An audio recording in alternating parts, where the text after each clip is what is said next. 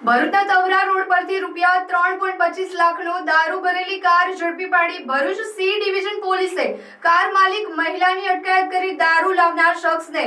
Wanted જાહેર કરી ₹11 લાખથી વધુના મુદ્દામાલ સાથે જપ્ત કર્યા છે।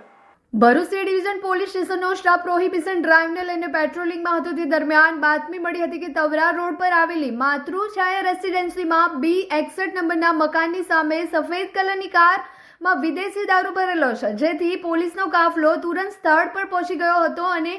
જે ઘરની સામે કાર હતી ત્યાં પૂછપરછ કરતા ત્યાં એક મહિલા મળી આવી હતી, જેને પોતાનું નામ પ્રિયંકા પુરાણી હોવાનું જણાવ્યું હતું, તેમજ તે કાર તેની જ હોવાની કબૂલાત કરી હતી, જેથી પોલીસે તેમની કારની તલાશી લેતા તેમાં અલગ અલગ બ્રાન્ડની વિદેશી દારૂની કુલ 3.25 લાખની મત્તાની 975 જેટલી બોટલો મળી આવી હતી। પ્રાથમિક પૂછપરછમાં તેને કબૂલ્યું છે કે વલસાડ ખાતે રહેતો કૌશલ પરમાર થોડા દિવસો પહેલા જ તેમની કારમાં વેચાણ કરવાના ઈરાદે દારૂ લઈ આવ્યો હતો અને જેથી ટીમે દારૂ અને એક મોબાઈલ તથા કાર મળી કુલ